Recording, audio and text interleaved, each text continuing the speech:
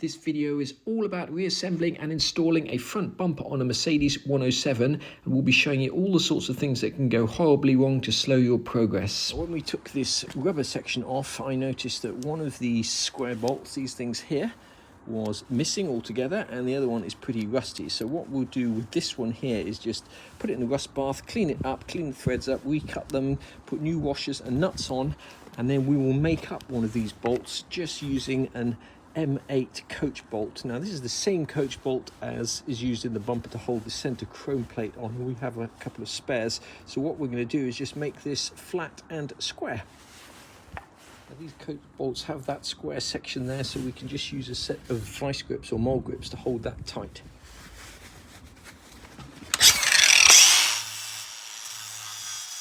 Once we flatten it off, now we just need to make the edges square.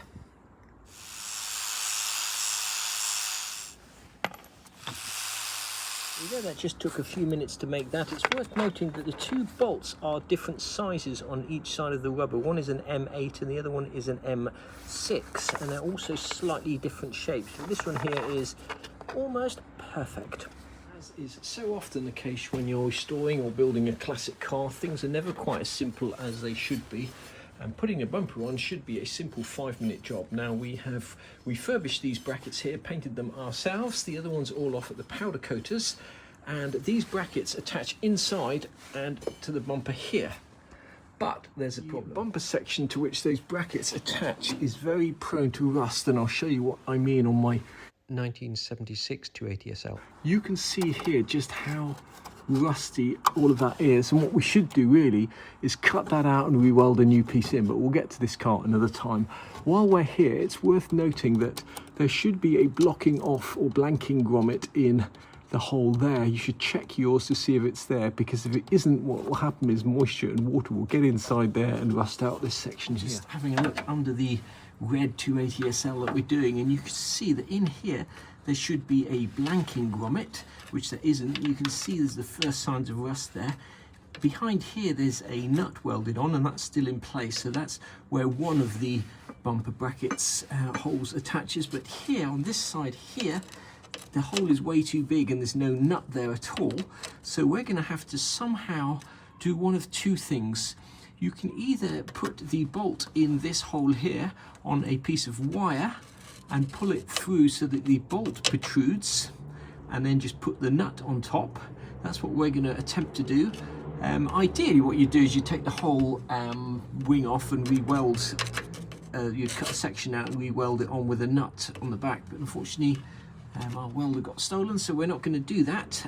The alternative you could also try and do, which I've done before, is take a nut, put some super glue or some epoxy, 2-part epoxy on it, take it through this section here on a piece of wire, and then pull it tight and put the bolt in it, and then bolt it tight and leave it overnight, and the nut will glue itself onto the back of the metal. Now, the other way to get around that problem would be to drill a hole in through here and then just put a nut through that hole and either weld it on if you've got room, or just panel bond or epoxy it on, and then use a standard Mercedes blanking grommet like you've got on the other side just to cover that hole. You can just see the end of that bolt there. We just need to get a pair of needle nose pliers, maneuver it, pull it through, put a nut on it, and then take the wire off. That bolt through in the end. It's easier to take this piece here off so you can get your hand in. We've got the bolt through. All we need to do now is get some epoxy glue on that side there and pull it tight. We'll tighten it down, leave it overnight, and that will glue that bolt on to this side here. It's not ideal, but it's better than having to drill a hole through the metal, in my opinion. Just mixed up a little bit of the 2-part JB weld, and we're going to use it firstly to stick our fitting into the bumper, and then to glue the back of that bolt onto the bumper bracket.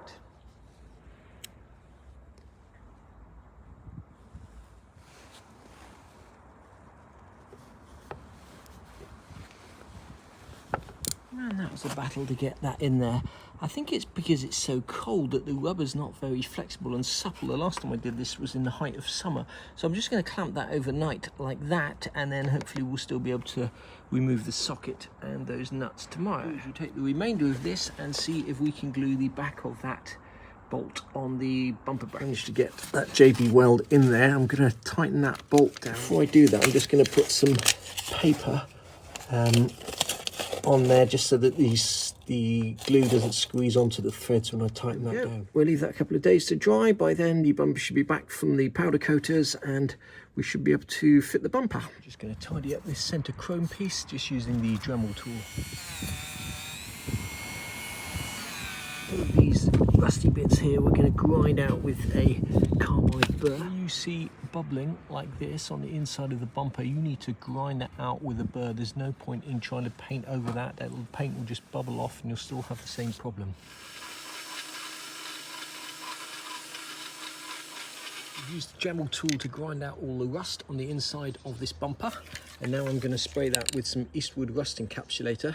I'm using the matte silver for the first time because we've got some work to do on the silver AMG.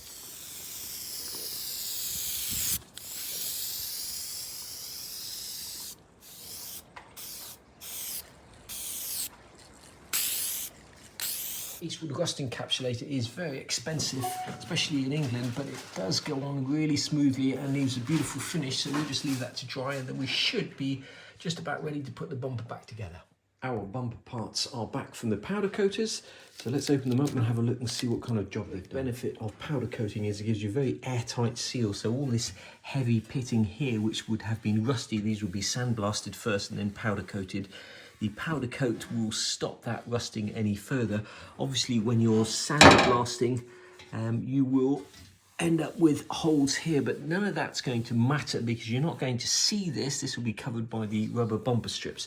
So let's get putting this back together and see what the finished product looks like. Let's get started. The first thing we have to do is put the two sections of bumper together to see if they still fit after the powder coating, which is a slightly thicker finish than painting.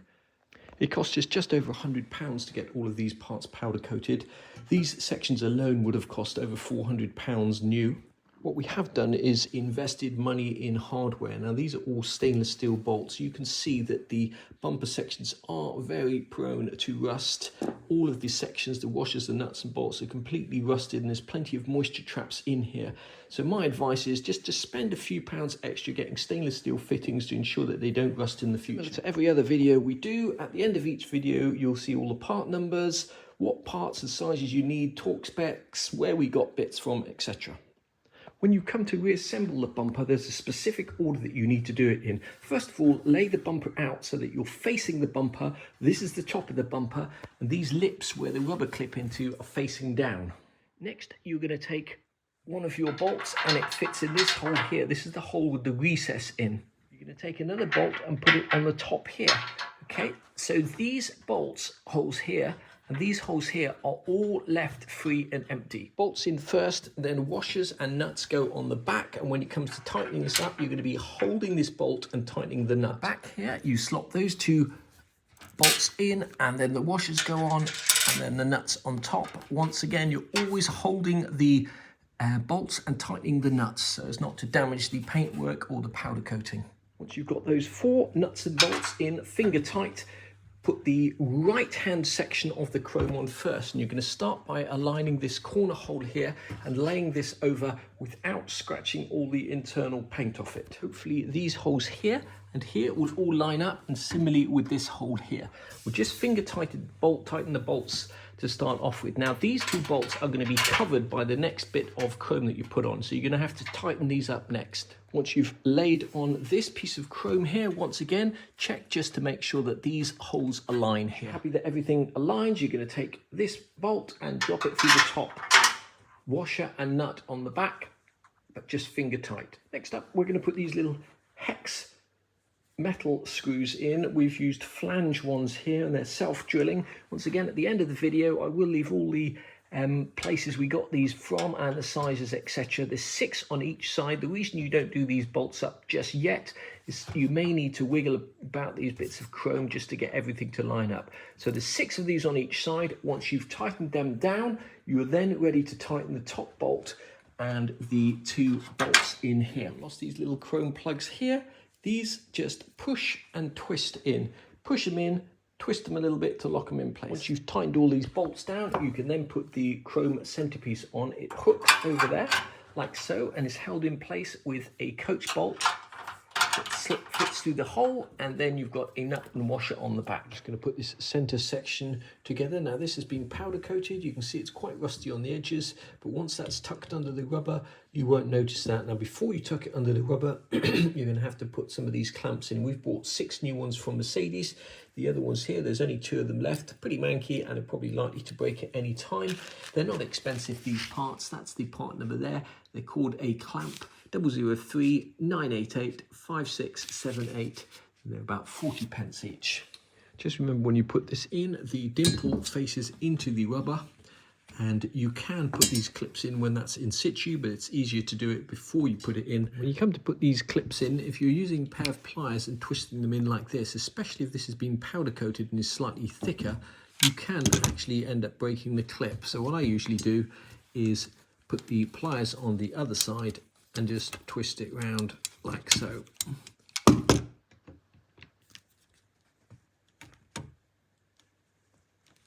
We've got the clips in. It's just a matter of slotting that into there, making sure that these U cutouts line up with these little cutouts here.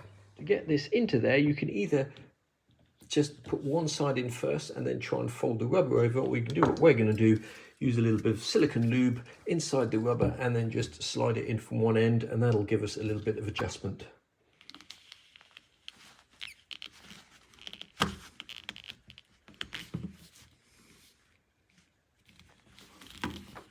It's much easier to adjust this afterwards if you've got a bit of lube in there, because this is going to have to center up to the other bits of rubber on the bumper. When you come to tighten these up, don't go overboard. They don't have to be super tight. If you tighten them too much and you're screwing into rusty metal, you'll just strip the threads. The way to get these rubbers on is to roll them on.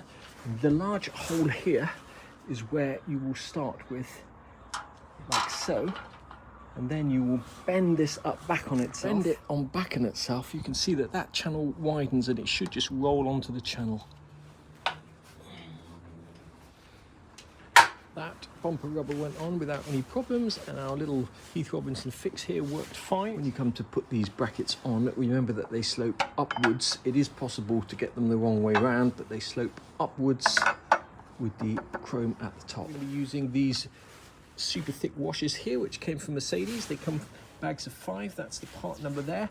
And then we're going to be securing those with stainless steel bolts. So when you think you're on the home run and everything's done, you find out that one of these threads here is crossed. So I'm going to have to recut that thread before I can get this bumper on, unfortunately. I'm just going to tidy up these threads here. Cut them. Always to use a little bit of oil or penetrating fluid when you're using these cutters. Here we're just going to tidy up all of these threads as well. It won't do any harm, and just ensure that we don't strip anything else out. See how much junk comes out of there. We need to cut those threads. This is an M10 1.5. Let's very quickly get the other bumper brackets on. We're going to remember to put this grommet in. So now I may come back, I won't do it in this video, but come back and just sand this back, put some rust encapsulator on and then spray it, because there is a little bit of rust there. I'm not going to do that in this video. Brackets only fit in one way and they slope downwards. Try not to chip all the paint off when you put them in. The way we've put the bolt out this way, this is going to need not just one of those big washers, but an additional lock washer as well. It went on without problem. See, that just protrudes out there, and that will then screw onto the bumper. The last thing we have to do is just bolt on this number plate holder here, and then the bumper is ready to go on. Everything's tightened up, torqued down and ready to go on, and although I say so myself, that bumper looks a million times better than the rusty, corroded bumper we took off the car. So let's get this back on the car now, get this looking a little bit more like a Mercedes. Absolutely hours to get all these bolts lined up. It really helps if you have a ratchet spanner. The other thing is, make sure you have all of these bolts loose, so this bracket and this bracket is loose so you can line everything up. And similarly with these brackets, don't have anything tightened up before you've got everything lined up and all your gaps correct. The next video on this car is going to be all about the fuel pump assembly. We've taken the bracket off the parts car, powder coated it, got all new nuts and bolts, stainless steel nuts and bolts, fuel pump, fuel filters, new fuel hoses, and we'll be fitting that in the next video. Finish this video with all the various nuts and bolts that we used to get that bumper looking like new again. We got the big bolts that hold on the bumper brackets from these guys here, Falcon Workshop on Amazon. We actually bought 10 because we already had some, but you'll need 12 to do this job. They're M10, 20mm stainless steel, fully threaded. Cost us just $369 delivered. We got the big washers, the M10 30mm washers for those bolts from Mercedes. They come in bags of 5. They're pretty expensive, £1.55 each. But sometimes you have to buy these things in order to know what size they are and what they look like. In hindsight, you can buy 100 of them from just £12.39. Whether they're the same thickness or not, I'm not sure. The ones for Mercedes are 2mm thick. They're pretty thick washers. The bumper is held together by these M8 16mm bolts. We got stainless steel ones from eBay, from these guys here, Vaux Fasteners. It is generally cheaper to buy stuff on eBay than it is on Amazon, but Amazon can often ship faster than eBay. We got the little screws that connect the stainless steel to the steel bumper backing from these guys here, Westfield Fasteners. They are superb and we get a ton of stuff from them. Those little screws there are 4.8 13mm or number 8 13mm hex head self-drilling screws. We get the coach bolt for that center section from Westfield Fasteners. It's an M8 16mm is the one that you need, this top one here. The washers which hold the bumper rubber to the bumper chrome are M8 25mm. You just need 4 of them, so we bought them individually from our local hardware store. Places like Tool Station that do sell those washers only sell them in packs of 100.